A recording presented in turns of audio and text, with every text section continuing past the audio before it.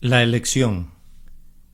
Sermón predicado el domingo 2 de septiembre de 1855 por Charles Spurgeon en la capilla New Park Street, Londres.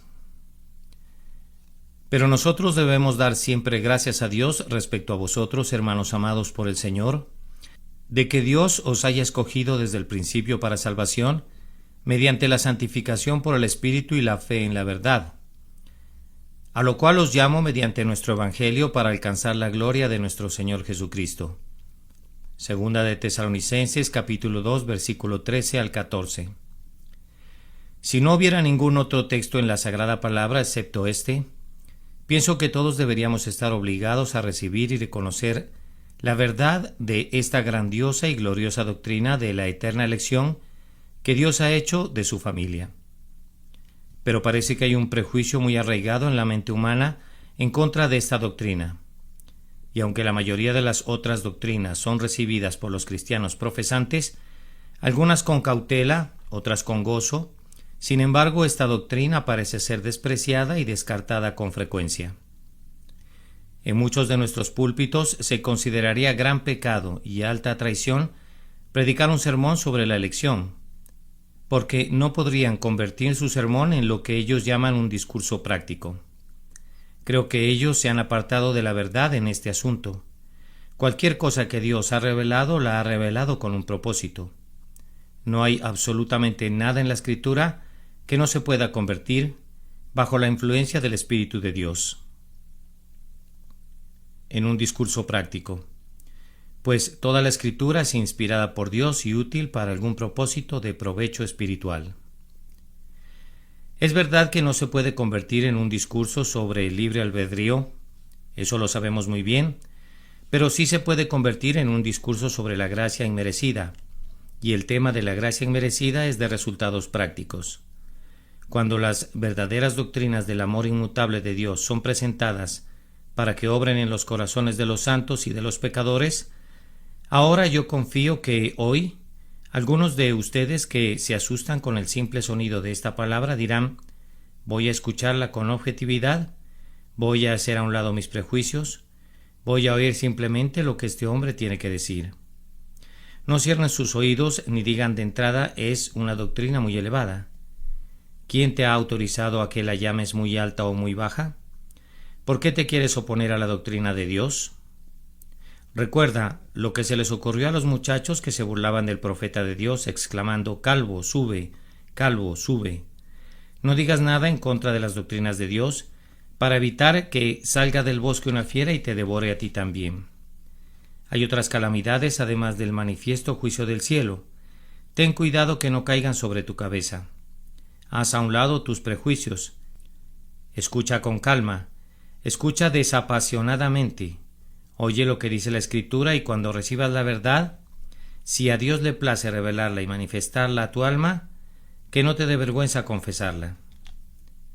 Confesar que ayer estabas equivocado es solamente reconocer que hoy eres un poco más sabio. Y en vez de que sea algo negativo para ti, da honor a tu juicio y demuestra que estás mejorando en el conocimiento de la verdad. Que no te dé vergüenza aprender y hacer a un lado tus viejas doctrinas y puntos de vista y adoptar eso que puedes ver de manera más clara en la palabra de Dios.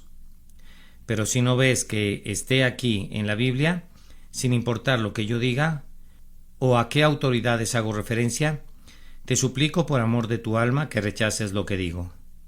Y si desde este púlpito alguna vez oyes cosas contrarias a la Sagrada Palabra, recuerda que la Biblia debe ser lo primero, y el ministro de Dios debe estar sometido a ella. Nosotros no debemos estar por sobre la Biblia cuando predicamos, sino que debemos predicar con la Biblia sobre nuestras cabezas. Después de todo lo que hemos predicado, estamos muy conscientes de que la montaña de la verdad es más alta de lo que nuestros ojos pueden discernir. Nubes y oscuridad rodean su clima y no podemos distinguir su pico más elevado. Sin embargo, vamos a tratar de predicar lo mejor que podamos. Pero como somos mortales y sujetos a equivocarnos, ustedes mismos deben juzgarlo todo. Probad los espíritus si son de Dios, y si estando de rodillas reflexionando maduramente, ustedes son guiados a rechazar la elección, cosa que yo considero totalmente imposible, entonces deséchenla. No escuchen a quienes predican la elección, sino crean y confiesen aquello que ven que es la palabra de Dios. No puedo agregar nada más a manera de introducción. Entonces, en primer lugar, voy a referirme a la veracidad de esta doctrina, de que Dios os haya escogido desde el principio para salvación. En segundo lugar, voy a tratar de demostrar que esta elección es absoluta. Él os haya escogido desde el principio para salvación, no para santificación, sino mediante la santificación por el Espíritu y la fe en la verdad. En tercer lugar, esta elección es eterna porque el texto dice de que Dios os haya escogido desde el principio. En cuarto lugar, es personal. Él os haya escogido. Y luego vamos a reflexionar sobre los efectos de esta doctrina, ver lo que produce y finalmente, conforme la capacidad que nos dé Dios, vamos a intentar considerar sus consecuencias y ver si en efecto es una doctrina terrible que conduce a una vida licenciosa. Tomaremos la flor y como verdaderas abejas vamos a comprobar si hay algo de miel allí, si algo bueno está contenido en ella o si es un mal concentrado y sin mezcla. En primer lugar, debo demostrar que la doctrina es verdadera. Permítame comenzar con un argumentum ad hominem, argumento al hombre. Voy a hablarles de acuerdo a sus diferentes posiciones y cargos. Algunos de ustedes pertenecen a la Iglesia de Inglaterra y me da gusto ver que hay muchos presentes hoy aquí. Aunque ciertamente digo de vez en cuando cosas muy duras acerca de la Iglesia y del Estado, sin embargo yo amo a la vieja Iglesia, pues hay en esa denominación muchos ministros piadosos y santos eminentes. Ahora, yo sé que ustedes son grandes creyentes en lo que los artículos declaran como doctrina correcta. Les voy a dar una muestra de lo que los artículos afirman en lo relativo a la elección, de tal forma que si creen en los artículos, no pueden rechazar esta doctrina de la elección. Voy a leer un fragmento del artículo 17 que se refiere a la predestinación y a la elección. La predestinación para vida es el propósito eterno de Dios por medio del cual, antes que los cimientos del mundo fueran puestos, Él ha decretado de manera permanente por su consejo secreto para nosotros liberar de la maldición y condenación a aquellas personas que Él ha elegido en Cristo de entre toda la humanidad y traerlos por medio de Cristo a la salvación eterna, como vasos hechos para honra, de donde quienes han sido dotados con bendición tan excelente de Dios son llamados de acuerdo al propósito de Dios por su Espíritu que obra en el momento debido. Ellos obedecen al llamado por la gracia, son justificados gratuitamente, son hechos hijos de Dios por adopción, son conformados a la imagen del unigénito Hijo de Cristo. Ellos caminan religiosamente en buenas obras y al final, por la misericordia de Dios, alcanzan la dicha eterna. Entonces, pienso que cualquier miembro de esa denominación, si en efecto es un creyente sincero y honesto en su madre iglesia, debe ser un pleno creyente de la elección. Es verdad que si ve otras partes del ritual anglicano, encontrará cosas contrarias a las doctrinas de la gracia inmerecida y totalmente ajenas a la enseñanza de la Escritura. Pero si mira a los artículos, no puede dejar de ver que Dios ha elegido a su pueblo para vida eterna. Sin embargo, no estoy tan perdidamente enamorado de ese libro como pueden estarlo ustedes. Y solo he utilizado este artículo para demostrarles que si pertenecen a la Iglesia oficial de Inglaterra, no deberían objetar de ninguna manera esta doctrina de la predestinación. Otra autoridad humana por la cual puedo confirmar la doctrina de la elección es el antiguo credo de los valdenses. Si leen el credo de los antiguos valdenses, que elaboraron en medio del ardiente fuego de la persecución, verán que estos renombrados profesantes y confesores de la fe cristiana recibieron y abrazaron muy firmemente esta doctrina, como parte de la verdad de Dios. He copiado de un viejo libro uno de los artículos de su fe: que Dios salva de la corrupción y de la condenación a aquellos que Él ha elegido desde la fundación del mundo, no a causa de ninguna disposición, fe o santidad que Él hubiera previsto de antemano en ellos, sino por su pura misericordia en Cristo Jesús su Hijo, dejando a un lado a todos los demás, según la irreprensible razón de su soberana voluntad y justicia. Entonces, no es una novedad lo que yo predico, no es una doctrina nueva. Me encanta proclamar estas viejas doctrinas poderosas que son llamadas con el sobrenombre de calvinismo, pero que son segura y ciertamente la verdad revelada de Dios en Cristo Jesús. Por esta verdad yo hago una peregrinación al pasado y conforme avanzo, veo a un padre tras otro, a un confesor tras otro, a un mártir tras otro, ponerse de pie para darme la mano. Si yo fuera un pelagiano o un creyente de la doctrina del libre albedrío, tendría que caminar por muchos siglos completamente solo. Aquí y allá, algún hereje de carácter no muy honorable podría levantarse y llamarme hermano. Pero tomando estas cosas como la norma de mi fe, yo veo la tierra de los antepasados poblada por mis hermanos, veo multitudes que confiesan lo mismo que yo y reconocen que esta es la religión de la propia Iglesia de Dios. También les doy un extracto de la antigua confesión bautista. Nosotros somos bautistas en esta congregación, por lo menos la mayoría de nosotros. Y nos gusta ver lo que escribieron nuestros propios antecesores. Hace aproximadamente unos 200 años los bautistas se reunieron y publicaron sus artículos de fe para poner un fin a ciertos reportes en contra de su ortodoxia que se habían difundido por el mundo. Voy a referirme ahora a ese viejo libro que yo acabo de publicar, y puedo leer lo siguiente. Artículo 3. Por el decreto de Dios para manifestación de su gloria, algunos hombres y algunos ángeles son predestinados o preordenados para vida eterna por medio de Jesucristo, para alabanza de su gracia gloriosa. Otros son dejados para actuar en sus pecados, para su justa condenación, para alabanza de su justicia gloriosa. Estos hombres y estos ángeles que son así predestinados y preordenados son particularmente e inmutablemente designados, y su número es tan exacto y definido que no puede ser ni aumentado ni disminuido.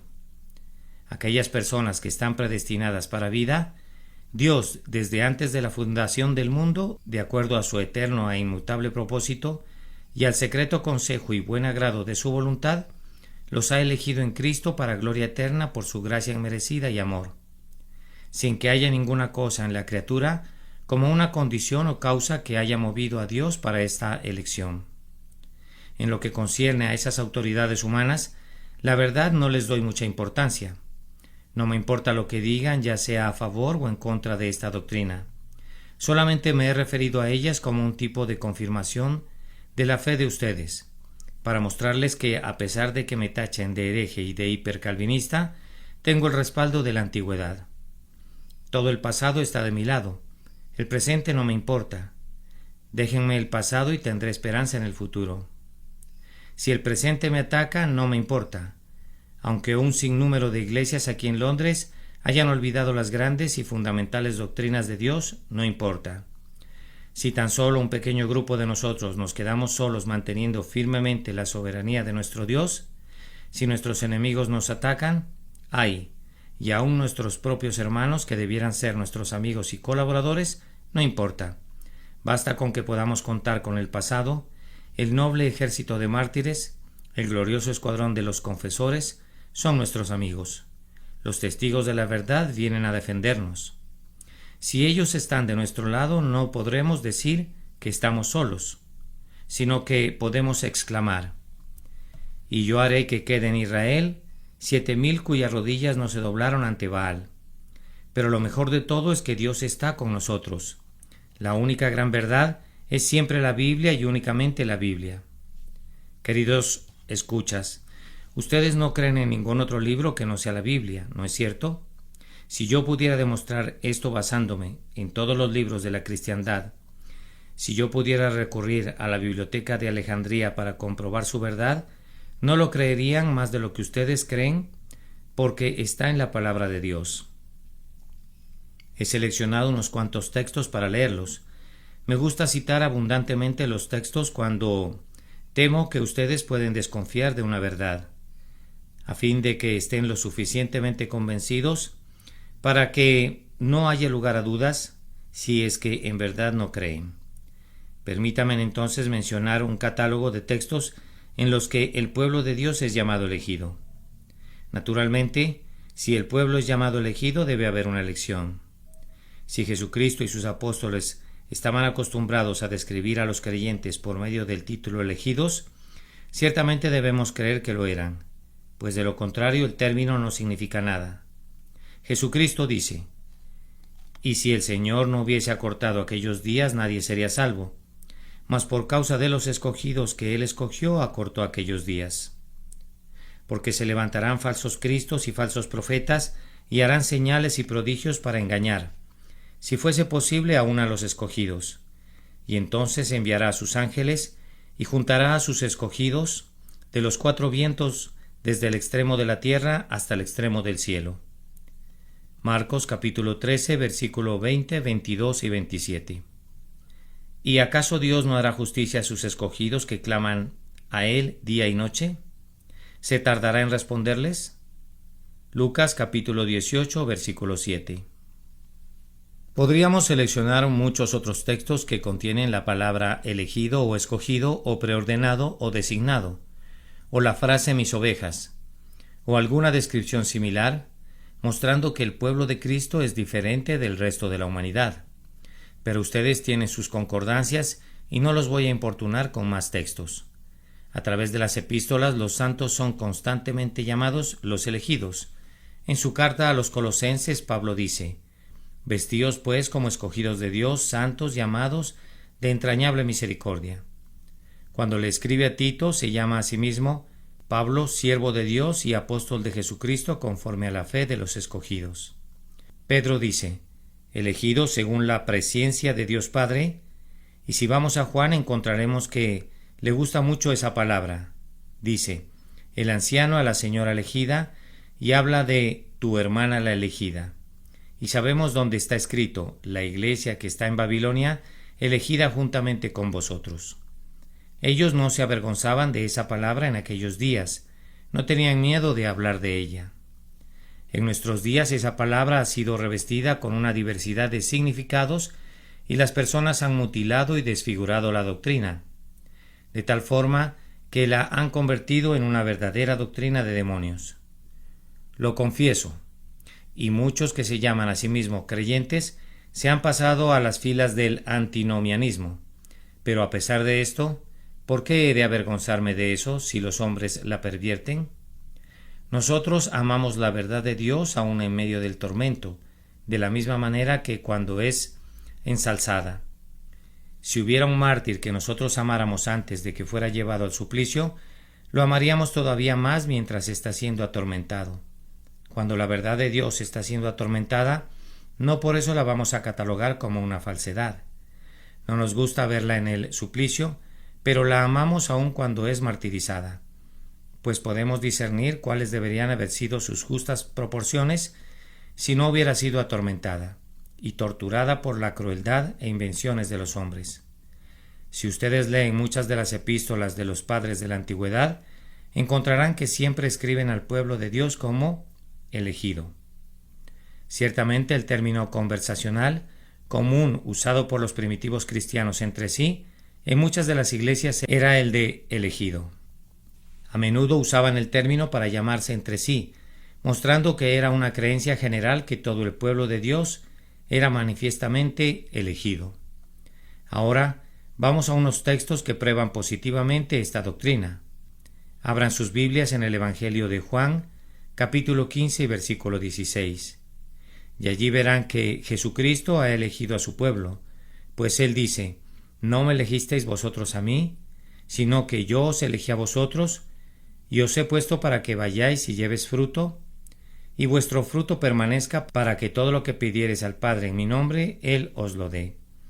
Y luego en el versículo 19, «Si fuerais del mundo, el mundo amaría lo suyo, pero porque no sois del mundo, antes yo os elegí del mundo, por eso el mundo os aborrece». Luego en el capítulo 17, versículos 8 y 9, «Porque las palabras que me diste les he dado, y ellos las recibieron, y han conocido verdaderamente que salí de ti, y han creído que tú me enviaste. Yo ruego por ellos, no ruego por el mundo, sino por los que me diste, porque tuyos son». Leemos en Hechos capítulo 13 y versículo 48, Los gentiles, oyendo esto, se regocijaban y glorificaban la palabra del Señor, y creyeron todos los que estaban ordenados para vida eterna. Pueden intentar retroceder este versículo, pero dice ordenados para vida eterna tan claramente que no cabe ninguna duda en su interpretación y nos tiene sin cuidado los diferentes comentarios que se hace sobre él. Creo que casi no es necesario que les recuerde el capítulo 8 de Romanos, pues confío que ustedes conocen muy bien ese capítulo y lo entienden.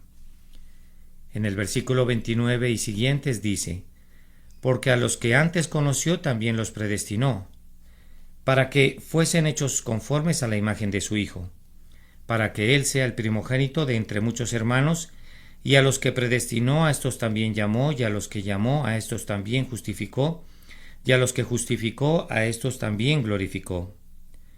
¿Qué pues diremos a esto? Si Dios es por nosotros, ¿quién contra nosotros? El que no escatimó ni a su propio Hijo, sino que lo entregó por todos nosotros, ¿cómo no nos dará también con él todas las cosas? ¿Quién acusará a los escogidos de Dios? Tampoco sería necesario leer todo el capítulo 9 de Romanos. En tanto que ese capítulo permanezca en la Biblia, ningún hombre será capaz de probar el arminianismo. Mientras eso esté escrito allí, ni las más violentas contorsiones de esos textos podrán exterminar de la Escritura la doctrina de la elección. Leamos algunos versículos como estos: pues no había aún nacido, ni había hecho aún ni bien ni mal, para que el propósito de Dios conforme a la elección permaneciese, no por las obras, sino por el que llama. Se le dijo: el mayor servirá al menor. Luego pasemos al versículo 22. ¿Y qué? Si Dios, queriendo mostrar su ira y hacer notorio su poder, soportó con mucha paciencia los vasos de ira preparados para destrucción, y para hacer notorias las riquezas de su gloria, las mostró para con los vasos de misericordia que él preparó de antemano para gloria. Luego pasemos a Romanos 11:7, que pues lo que buscaba Israel no lo ha alcanzado, pero los escogidos sí lo han alcanzado, y los demás fueron endurecidos. Y en el versículo 5 del mismo capítulo leemos: así también aún en este tiempo ha quedado un remanente escogido por gracia. Sin duda todos ustedes recuerdan el pasaje de 1 de Corintios 1, 26, 29. Pues mirad, hermanos, vuestra vocación, que no sois muchos sabios según la carne, ni muchos poderosos, ni muchos nobles, sino que lo necio del mundo escogió Dios para avergonzar a los sabios, y lo débil del mundo escogió Dios para avergonzar a lo fuerte. Y lo vil del mundo y lo menospreciado escogió Dios, y lo que no es para deshacer lo que es, a fin de que nadie se jacte en su presencia. También recuerden el pasaje de 1 de Tesalonicenses 5:9, porque no nos ha puesto Dios para ira, sino para alcanzar salvación por medio de nuestro Señor Jesucristo. Y luego tienen el texto que estamos analizando, el cual pienso sería suficiente. Pero, si necesitan más textos, pueden encontrarlos buscándolos con calma, si no hemos logrado eliminar sus sospechas de que esta doctrina no es verdadera. Me parece, amigos míos, que esta sobrecogedora cantidad de versículos debería hacer temblar a quienes se atreven a burlarse de esta doctrina. ¿Qué diremos de aquellos que a menudo la han despreciado y han negado su divinidad, que han atacado su justicia y se han atrevido a desafiar a Dios y lo llaman un tirano todopoderoso, cuando han escuchado que Él ha elegido a un número específico para vida eterna? ¿Puedes tú, que rechazas esa doctrina, quitarla de la Biblia? ¿Puedes tú tomar el cuchillo de Jehudí y extirparla de la palabra de Dios? ¿Quieres ser como la mujer a los pies de Salomón, que aceptó que el niño fuera dividido en 2 mitades para que puedas tener tu mitad? ¿Acaso no está aquí en la Escritura? ¿Y no es tu deber inclinarte ante ella y mansamente reconocer que no la entiendes? ¿Recibirla como la verdad aunque no puedas entender su significado? No voy a intentar demostrar la justicia de Dios al haber elegido a algunos y haber pasado por alto a otros. No me corresponde a mí vindicar a mi Señor. Él hablará por sí mismo y en efecto lo hace. Mas antes, oh hombre, ¿quién eres tú para que alterques con Dios? Dirá el vaso de barro al que lo formó: ¿por qué me has hecho así? ¿O no tiene potestad el alfarero sobre el barro para hacer de la misma masa un vaso para honra y otro para deshonra? ¿Quién es aquel que dirá a su padre, ¿qué has engendrado? ¿O a su madre, ¿qué has traído al mundo? Yo, Jehová, y ninguno más que yo, que formo la luz y creo las tinieblas, que hago la paz y creo la adversidad. Yo, Jehová, soy el que hago todo esto. ¿Quién eres tú para que alterques con Dios?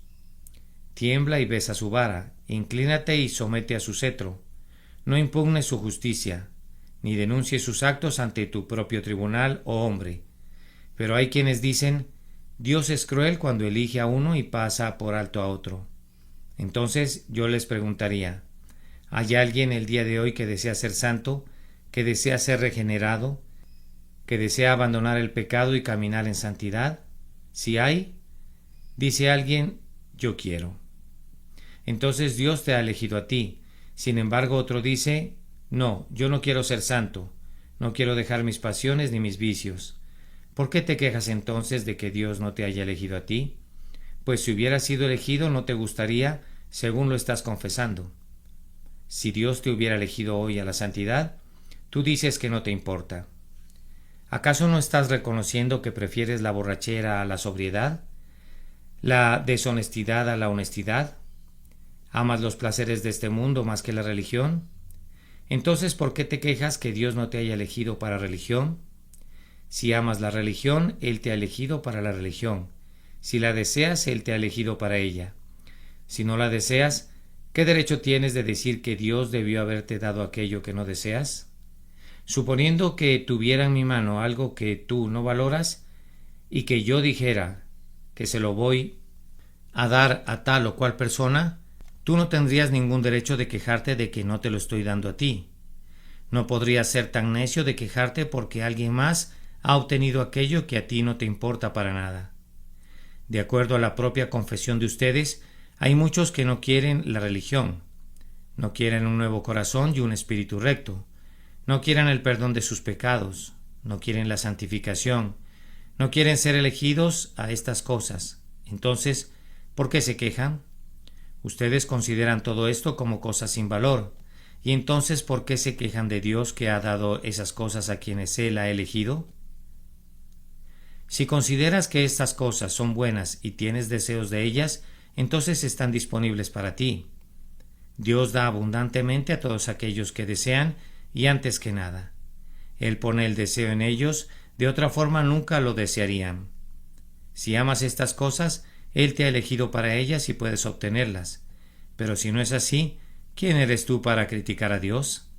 Cuando es tu propia voluntad desesperada la que te impide amar estas cosas. Cuando es tu propio yo el que te hace odiarlas.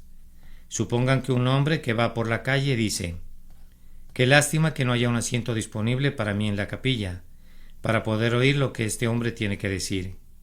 Y supongan que dice, «Odio a ese predicador, no puedo soportar su doctrina, pero aún así es una lástima que no haya un asiento disponible para mí». ¿Esperarían ustedes que alguien diga eso? No. De inmediato dirían, a ese hombre no le importa. ¿Por qué habría de preocuparle que otros alcancen lo que valoran y que él desprecia? ¿No amas la santidad? ¿No amas la justicia? Si Dios me ha elegido para estas cosas, ¿te ha ofendido por eso? Ah, pero dice alguien, yo pensé que eso significa que Dios ha elegido a unos para ir al cielo y a otros para ir al infierno. Eso es algo totalmente diferente de la doctrina evangélica. Él ha elegido a unos hombres a la santidad y a la justicia y por medio de ellas al cielo. No debes decir que los ha elegido simplemente para ir al cielo y a los otros para ir al infierno. Él te ha elegido para la santidad, si amas la santidad. Si cualquiera de ustedes quiere ser salvado por Jesucristo, Jesucristo te ha elegido para ser salvado. Si cualquiera de ustedes desea tener la salvación, ese ha sido elegido para la salvación, si la desea sinceramente y ardientemente. Pero si tú no la deseas, ¿por qué habrías de ser tan ridículamente tonto de quejarte porque Dios da eso que no quieres a otras personas? De esta forma he tratado de decir algo en relación a la verdad de la doctrina de la elección. Y ahora, rápidamente, déjenme decirles que la elección es absoluta. Esto es, no depende de lo que nosotros somos. El texto dice, de que Dios os haya escogido desde el principio para salvación. Pero nuestros oponentes afirman que Dios elige a unos hombres porque son buenos, que los elige a causa de diversas obras que han hecho. Ahora, en respuesta a esto, nosotros preguntamos, ¿qué obras son esas por las que Dios elige a su pueblo? ¿Acaso es lo que llamamos comúnmente obras de la ley? ¿Obras de desobediencia que la criatura puede llevar a cabo? Si es así, nosotros les respondemos. Si los hombres no pueden ser justificados por las obras de la ley, no parece muy claro que puedan ser elegidos por las obras de la ley. Si no pueden ser justificados por sus buenas obras, tampoco pueden ser salvados por esas obras. Por tanto, el decreto de la elección no pudo haber sido formado sobre la base de buenas obras. Pero, dicen otros, Dios lo eligió porque conocía de antemano su fe. Ahora Dios es el que da la fe, por tanto no pudo haberlos elegido a causa de su fe, que Él conocía de antemano. Supongamos que hubiera 20 mendigos en la calle y yo determinara darle dinero a uno de ellos. ¿Podría alguien decir que yo decidí darle a ese dinero? ¿Que yo elegí dárselo? ¿Porque conocía de antemano que él aceptaría ese dinero? Eso sería una tontería. De igual manera, decir que Dios eligió a unos hombres porque conocía de antemano que ellos habrían de tener la fe, que es la salvación en germen, sería tan absurdo que no vale la pena ni escucharlo. La fe es el don de Dios. Toda virtud viene de Él. Por tanto, la fe no pudo haberlo llevado a elegir a los hombres, porque es su don. La elección, estamos convencidos de ello, es absoluta y completamente independiente de las virtudes que adornan a los santos posteriormente. Aunque un hombre fuera tan santo y devoto como Pablo, aunque fuera tan valiente como Pedro, o tan amante como Juan, aún así no podría exigirle nada a su Hacedor. Todavía no he conocido a ningún santo de ninguna denominación que haya pensado que Dios lo salvó porque vio de antemano que tendría esas virtudes y méritos. Ahora, mis queridos hermanos, las mejores joyas que un santo puede lucir jamás, si son joyas elaboradas por su propio diseño, no son de purísima calidad. Hay siempre un poco de barro mezclado en ellas. La gracia más elevada que pudiéramos poseer tiene algo de mundano mezclado en ella. Sentimos esto en la medida que nos refinamos más cuando tenemos mayor santificación, y nuestro lenguaje debe ser siempre yo soy el primero de los pecadores. Jesús murió por mí. Nuestra única esperanza, nuestro único argumento pende de la gracia manifestada en la persona de Jesucristo. Y tengo la certeza que debemos rechazar y desechar completamente cualquier pensamiento que nuestras virtudes, que son dones de nuestro Señor, sembradas por su diestra, pudieran ser la causa de su amor. Y debemos cantar en todo momento ¿qué había en nosotros que mereciera la estima o que produjera deleite en el Creador? Fue únicamente Padre y siempre debemos cantar. Porque pareció bueno a tus ojos, tendré misericordia del que tendré misericordia. Él salva porque quiere salvar, y si me preguntaran por qué me ha salvado a mí, solo puedo decir porque Él quiso hacerlo. ¿Acaso había algo en mí que me pudiera recomendar ante Dios? ¿No hago a un lado todo? ¿No había nada recomendable en mí? Cuando Dios me salvó, yo era el más bajo, perdido y arruinado de la raza. Estaba ante Él como un bebé desnudo bañado en mi propia sangre. Verdaderamente yo era impotente para ayudarme a mí mismo. Oh, cuán miserable me sentía y me reconocía. Si ustedes tenían algo que los hiciera aceptables a Dios, yo nunca lo tuve. Yo estaré contento de ser salvado por gracia, por pura gracia, sin ninguna otra mezcla. Yo no puedo presumir de ningún mérito. Si tú puedes hacerlo, muy bien, yo no puedo. Yo debo cantar, gracia inmerecida únicamente de principio a fin, ha ganado mi afecto y mantenido mi alma muy firme. En tercer lugar, esta elección es eterna, de que Dios os haya escogido desde el principio para salvación. ¿Puede decirme alguien cuándo fue el principio? Hace años creíamos que el principio de este mundo fue cuando Adán fue creado, pero hemos descubierto que miles de años antes de eso, Dios estaba preparando la materia caótica para hacerla una adecuada morada para el hombre, poniendo razas de criaturas sobre la tierra que murieron y dejaron tras sí las marcas de su obra y su maravillosa habilidad antes de crear al hombre. Pero eso no fue el principio, pues la revelación apunta a un periodo cuando este mundo fue formado, a los días cuando las estrellas matutinas fueron engendradas, cuando, como gotas de rocío de los dedos de la mañana, las estrellas y las constelaciones cayeron goteando de la mano de Dios, cuando de sus propios labios salió la palabra que puso en marcha a las pesadas órbitas, cuando con su propia mano envió a los cometas que como rayos vagaron por el cielo hasta encontrar un día su propia esfera.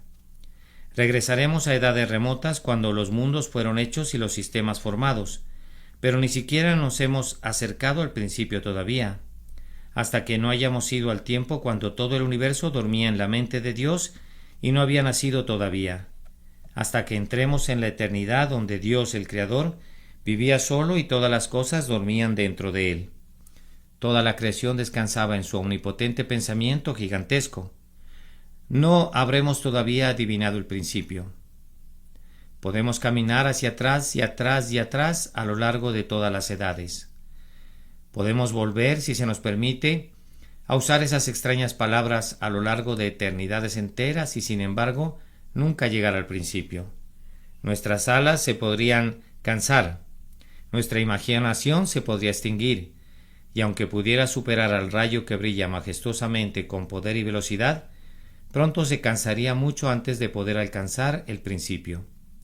Pero Dios eligió a su pueblo desde el principio, cuando el intocado éter no había sido sacudido por el aleteo del primer ángel, cuando el espacio no tenía orillas, o más aún cuando no existía, cuando reinaba el silencio universal y ni una sola voz, ni ningún susurro turbaba la solemnidad del silencio, cuando no había ningún ser, ni movimiento, ni tiempo, ni nada, sino solo Dios. Solo en su eternidad, cuando no se escuchaba el himno de ningún ángel y no se tenía la asistencia de los querubines, mucho antes de que nacieran los seres vivientes o que las ruedas de la carroza de Jehová fueran formadas, aún antes, el principio era el Verbo. Y en el principio el pueblo de Dios era uno con el Verbo, y el principio Él lo escogió para vida eterna. Entonces nuestra elección es eterna. No me voy a detener para demostrar esto. Solamente paso por estos pensamientos de manera rápida para beneficio de los jóvenes principiantes, para que puedan entender lo que queremos decir por elección eterna y absoluta. A continuación, la elección es personal. Aquí también nuestros oponentes han intentado derribar la elección diciéndonos que es una elección de naciones y no de personas. Pero aquí el apóstol nos dice: Dios os ha escogido desde el principio. Decir que Dios no ha elegido a personas sino a naciones es la tergiversación más miserable que se haya hecho sobre la tierra, pues la mismísima objeción que se presenta en contra de la elección de personas se puede presentar en contra de la elección de una nación. Si no fuera justo elegir a una persona, sería todavía más injusto elegir a una nación, puesto que las naciones no son sino la unión de multitudes de personas, y elegir a una nación parecería todavía un crimen mayor y gigantesco, si la elección fuera un crimen, que elegir a una persona. Ciertamente elegir a 10.000 sería considerado algo peor que elegir a uno. Distinguir a toda una nación del resto de la humanidad parece una mayor extravagancia en los actos de la divina soberanía que elegir a un pobre mortal y pasar por alto a otro. Pero, ¿qué son las naciones sino hombres? ¿Qué son los pueblos enteros sino combinaciones de diferentes unidades? Una nación está constituida por ese individuo y por ese otro y por aquel otro. Y si me dices que Dios eligió a los judíos, yo respondo entonces que eligió a este judío y a ese judío y a aquel judío. Y si tú dices que Él elige a Inglaterra, entonces yo digo que Él elige a este hombre inglés y a ese hombre inglés y a aquel hombre inglés.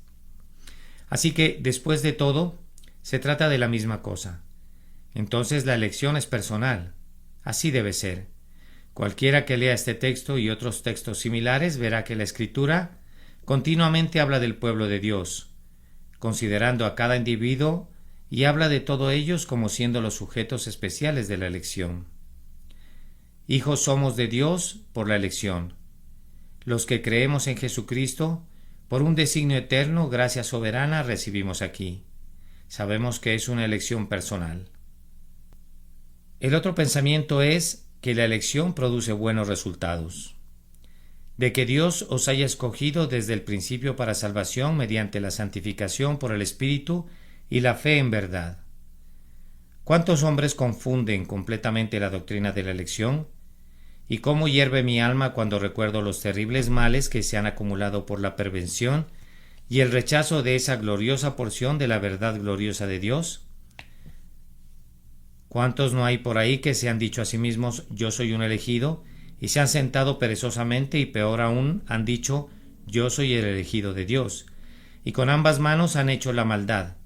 Rápidamente han corrido a todo tipo de inmundicia porque han dicho yo soy el Hijo escogido de Dios y por tanto independientemente de mis obras puedo vivir como se me dé la gana y hacer lo que yo quiera. Oh amados, permítanme solemnemente advertir a cada uno de ustedes que no lleven eso muy lejos, o más bien, que no conviertan esa verdad en un error, pues no la podemos estirar mucho. Podemos pasar por sobre los límites de la verdad, podemos convertir eso que tenía la intención de ser dulce para nuestro consuelo en una terrible mezcolanza para nuestra destrucción. Les digo que ha habido miles de personas que han ido a la ruina por entender de manera equivocada la elección, que han dicho Dios me ha elegido para el cielo y para vida eterna. Pero a ellos se les ha olvidado que está escrito que Dios los ha elegido, mediante la santificación por el Espíritu y la fe en la verdad. Esta es la elección de Dios, una elección para santificación y para fe. Dios elige a su pueblo para que sea santo y para que sea un pueblo de creyentes. ¿Cuántos de mis lectores son creyentes? ¿Cuántos miembros de mi congregación pueden poner su mano en el corazón y decir yo confío en Dios que he sido santificado? ¿Hay alguien entre ustedes que pueda decir yo soy un elegido mientras yo pueda recordarle cómo blasfemó la semana pasada? Uno de ustedes dice yo confío ser uno de los elegidos, pero yo le recuerdo acerca de un acto de depravación cometido dentro de los últimos 6 días. Alguien más dice yo soy un elegido, pero yo puedo mirarle a la cara y decirle elegido, tú no eres más que un maldito hipócrita. Otros dirán yo soy elegido, pero yo puedo recordarles que ellos se olvidan del propiciatorio y no oran. Oh amados hermanos, nunca piensen que son elegidos a menos que sean santos. Pueden venir a Cristo como pecadores, pero no pueden venir a Cristo como personas elegidas mientras no puedan ver su santidad. No malinterpreten lo que estoy diciendo. No digan yo soy un elegido, pensando que pueden vivir en pecado. Eso es imposible. Los elegidos de Dios son santos. No son puros, no son perfectos, no son sin mancha, pero tomando su vida en su conjunto son personas santas. Son marcados y son distintos de los demás, y ninguna persona tiene el derecho de considerarse elegido excepto en su santidad. Puede ser elegido y estar todavía en las tinieblas, pero no tiene derecho de creerse elegido. Nadie puede verlo, no hay ninguna evidencia. Puede ser que el hombre viva algún día, pero por lo pronto estará muerto. Si ustedes caminan en el temor de Dios, tratando de agradarlo y obedeciendo sus mandamientos, no tengan la menor duda de que el nombre de ustedes está escrito en el libro de la vida del Cordero, desde antes de la fundación del mundo. Y para que esto no resulte muy elevado para ti, considera la otra señal de la elección, que es la fe. Creer la verdad. Quien quiera que crea la verdad de Dios y crea en Jesucristo es un elegido. Con frecuencia me encuentro con pobres almas que tiemblan y se preocupan en relación a este pensamiento. ¿Cómo? ¿Y si yo no soy un elegido? Oh Señor, dicen ellos, yo sé que he puesto mi confianza en Jesús, sé que creo en su nombre y confío en su sangre, pero ¿y si a pesar de eso no soy un elegido? Pobre criatura querida, no sabes mucho acerca del Evangelio, pues de lo contrario jamás hablarías así, pues todo aquel que cree es elegido. Quienes son elegidos para santificación y fe, y si tú tienes fe, tú eres uno de los elegidos de Dios. Puedes saberlo y debes saberlo, pues es una certeza absoluta. Si tú, como un pecador, miras a Jesucristo el día de hoy y dices, nada en mis manos traigo, simplemente a tu cruz me aferro, tú eres un elegido. No tengo miedo que la elección asuste a los pobres santos o a los pecadores. Hay muchos teólogos que le dicen a la persona que pregunta: la elección no tiene nada que ver contigo. Eso es muy malo porque la pobre alma no debe ser callada de esa manera. Si pudieras silenciar a esa alma podrías estar bien, pero va a seguir pensando al respecto y no lo podrá evitar. Díganle más bien: si tú crees en el Señor Jesucristo, tú eres un elegido. Si te abandonas a Él, tú eres un elegido. Yo te digo hoy, yo el primero de los pecadores, yo te digo en su nombre: si vienes a Dios sin ninguna obra en tus manos, entrégate a la sangre y a la justicia de Jesucristo. Si quieres venir ahora y confiar en Él, tú eres un elegido. Has sido amado por Dios desde antes de la fundación del mundo, pues no podrías haber hecho eso a menos que Dios no te hubiera dado el poder de hacerlo y no te hubiera elegido para que lo hicieras.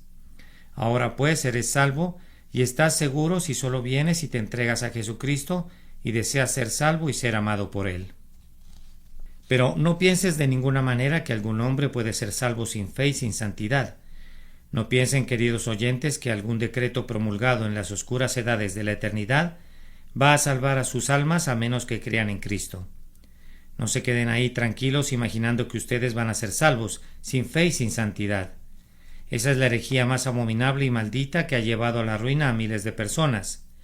No utilicen la elección como una almohada sobre la que pueden recostarse y dormir, pues eso los llevará a la ruina.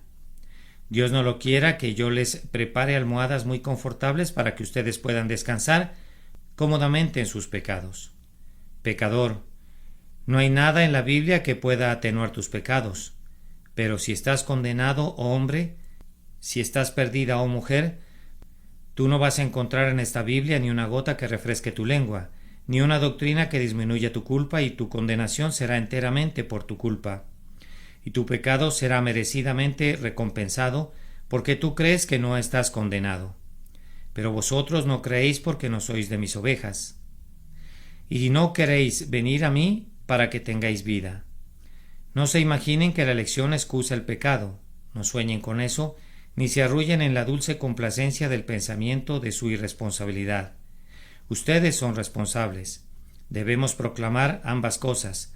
Debemos aceptar la soberanía divina y debemos reconocer la responsabilidad humana. Debemos aceptar la elección, pero debemos hablar a sus corazones. Debemos proclamar la verdad de Dios ante ustedes. Debemos hablarles a ustedes y recordarles esto, que si bien es cierto que está escrito: en mí está tu ayuda, también está escrito: te perdiste, oh Israel. Ahora, finalmente, ¿cuáles son las verdades y legítimas tendencias de un correcto concepto de la doctrina de la elección? Primero, les diré cómo moverá a los santos la doctrina de la elección bajo la bendición de Dios, y en segundo lugar, qué hará por los pecadores si Dios bendice esa doctrina a favor de ellos. Primero, yo pienso que para un santo es una de las doctrinas más despojadoras de todo el mundo, para quitar toda la confianza en la carne y toda seguridad en cualquier otra cosa excepto en Jesucristo. Cuán a menudo nos envolvemos en nuestra justicia propia y nos adornamos con falsas perlas y las piedras preciosas de nuestras propias obras y logros. Comenzamos a decir: ahora voy a ser salvo porque poseo esta evidencia y la otra. En vez de eso, solamente la fe desnuda salva. Esa fe, y únicamente ella, nos une al Cordero sin tomar en cuenta las obras, aunque la fe produce obras. Cuán a menudo nos recargamos en alguna obra que no es la de nuestro amado, o confiamos en algún poder que no es el poder que viene de lo alto. Entonces, si queremos despojarnos de este falso poder, debemos considerar la elección. Haz una pausa, alma mía, y considera esto. Dios te ha amado antes de que tuvieras un ser. Dios te amó cuando estabas muerto en tus delitos y pecados y envió a su Hijo para que muriera por ti. Él te compró con su preciosa sangre antes de que pudieras balbucear su nombre. ¿Acaso entonces puedes estar orgulloso? Repito, no conozco nada que sea más humillante para nosotros que esta doctrina de la elección. A veces me he postrado ante ella mientras trato de comprenderla. He abierto mis alas y como el águila me he remontado hacia el sol. Mi ojo ha sido firme y mi ala vigorosa durante un tiempo, pero conforme me acercaba a ella, un pensamiento se adueñaba de mí. Dios os ha escogido desde el principio para salvación. y me he perdido en su resplandor. He sentido vértigo ante ese poderoso pensamiento y de esa altura que marea se ha desplomado mi alma, postrada y quebrantada, balbuciendo: Señor, yo no soy nada, soy menos que nada. ¿Por qué yo? ¿Por qué yo? Queridos amigos, si quieren ser humillados, estudien la lección, pues los hará humildes bajo la influencia del Espíritu de Dios. Aquel que está orgulloso de su elección no es un elegido, y aquel que es humillado por ella puede creer que es elegido. Tiene todas las razones para creer que lo es, pues es uno de los efectos más benditos de la elección, que nos ayuda a humillarnos ante Dios. De nuevo, la elección en el cristiano debe hacerlo muy intrépido y muy osado. Nadie será tan intrépido como aquel que cree que es un elegido de Dios. ¿Qué le importan a él los hombres si es elegido por su Hacedor? ¿Qué le importan los gorjeos despreciables de algunos gorrioncitos cuando sabe que él es un águila de categoría real? ¿Acaso le importará que el mendigo lo señale?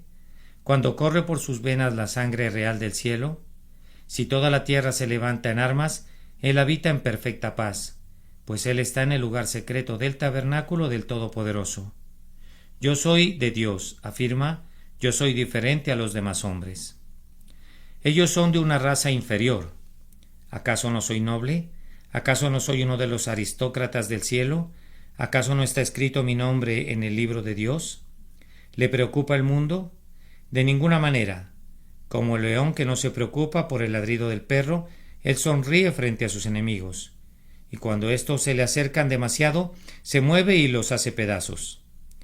¿Qué le importan sus enemigos? Se mueve entre sus adversarios como un gigante mientras los hombrecillos caminan mirándolo hacia arriba sin entenderlo. Su rostro es de hierro, su corazón es de pedernal. ¿Qué le importan los hombres? Más aún, si una rechifla universal se levantara desde todo el mundo, él se sonreía de eso, pues diría: el que ha hecho de Dios su refugio encontrará su más segura morada. Soy uno de sus elegidos, soy escogido de Dios y estimado, y aunque el mundo me aborrezca, no tengo miedo. Ah, ustedes que confiesan la fe, pero que están con el mundo. Algunos de ustedes son tan inflexibles como los sauces. Hay pocos cristianos como robles hoy día que pueden resistir la tormenta, y les diré por qué. Es porque ustedes mismos no creen que son elegidos. El hombre que sabe que es elegido será demasiado orgulloso para pecar. No se humillará para cometer los actos que hace la gente común. El creyente de esta verdad dirá: ¿que yo comprometa mis principios? ¿Que yo cambie mi doctrina? ¿Que haga a un lado mis puntos de vista? ¿Que esconda lo que creo que es cierto? No, puesto que yo sé que soy uno de los elegidos de Dios, aun ante los ataques de los hombres voy a decir la verdad de Dios, sin importarme lo que digan los hombres. Nada puede hacer a un hombre más osado que sentir que es un elegido de Dios. Quien sabe que ha sido elegido de Dios no temblará ni tendrá miedo. Más aún, la elección nos hace santos. Nada puede hacer a un cristiano más santo bajo la influencia llena de gracia del Espíritu Santo que el pensamiento que él es elegido. ¿Pecaré yo, dice, sabiendo que Dios me ha elegido a mí? ¿Acaso voy a transgredir después de tanto amor? ¿Acaso me apartaré después de tanta misericordia y tierna bondad? No, mi Dios, puesto que tú me has elegido, yo te amaré. Yo viviré para ti, ya que tú, mi Dios eterno, te has convertido en mi Padre. Yo me voy a entregar a ti para ser tuyo para siempre, por la elección y por la redención, entregándome a ti y consagrándome solemnemente a tu servicio. Y ahora, por último, para los inconversos, ¿qué les dice la elección a ustedes? Primero, ustedes impíos los voy a excusar por un momento. Hay muchos de ustedes a quienes no les gusta la elección, y yo no puedo culparlos por ello, pues he escuchado a muchos predicadores predicar sobre la elección, que han terminado diciendo: no tengo ni una sola palabra que decir al pecador.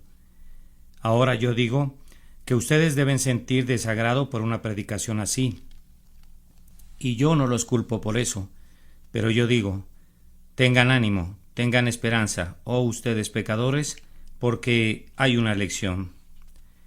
Lejos de desanimarse y perder la esperanza, es una cosa muy alentadora y llena de gozo que haya una elección. ¿Qué pasaría si yo les dijera que nadie puede ser salvo? ¿Que nadie está ordenado para vida eterna? ¿Acaso no temblarían, torciendo sus manos con desesperación, diciendo: entonces, ¿cómo seremos salvos si no somos elegidos? Pero yo les digo que hay una multitud de elegidos incontables, todo un ejército que ningún mortal puede contar. Por lo tanto, ten ánimo, tú pobre pecador, desecha tu abatimiento. ¿Acaso no puedes tú ser elegido como cualquier otro? Pues hay innumerables muchedumbres de elegidos. Hay gozo y consuelo para ti. Por tanto, no solo te pido que tengas ánimo, sino que vayas y pruebes al Señor. Recuerda que si no fueras elegido, no perderías nada al hacerlo. ¿Qué dijeron los 4 leprosos? Vamos pues ahora y pasemos al ejército de los sirios. Si ellos nos dieren la vida, viviremos, y si nos dieran la muerte, moriremos. Oh pecador, ven al trono de la misericordia que elige. Puedes morir en este instante. Ve a Dios, y aun suponiendo que Él te rechazara, suponiendo que con su mano en alto te ordenara que te vayas, lo cual es algo imposible, aun así no perderías nada con oír. No estarás más condenado por eso.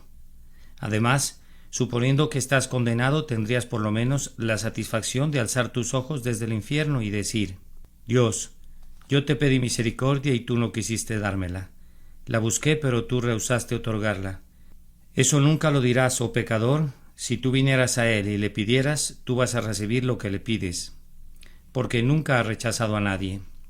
Pues, aunque hay un número definido de elegidos, sin embargo es cierto que todos los que buscan pertenecen a ese número.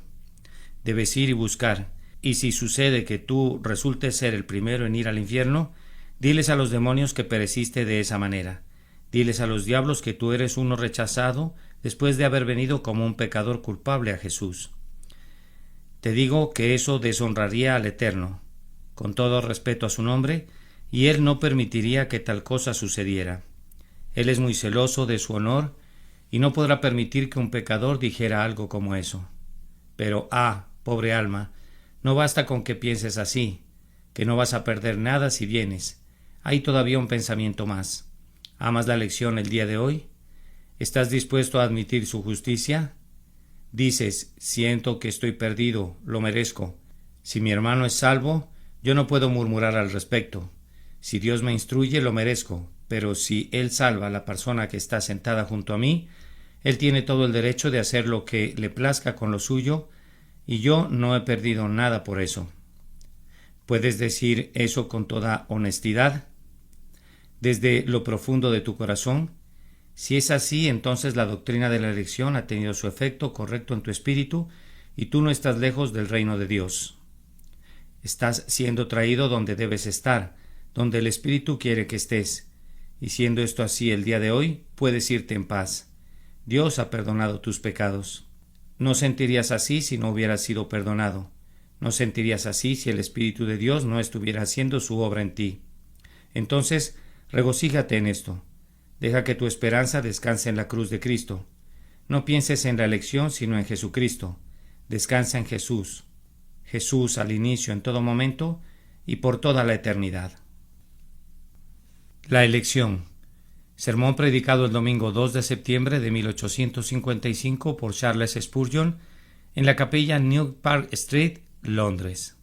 Pero nosotros debemos dar siempre gracias a Dios respecto a vosotros, hermanos, amados por el Señor, de que Dios os haya escogido desde el principio para salvación, mediante la santificación por el Espíritu y la fe en la verdad, a lo cual os llamó mediante nuestro Evangelio, para alcanzar la gloria de nuestro Señor Jesucristo. Segunda de Tesalonicenses, capítulo 2, versículo 13 y 14.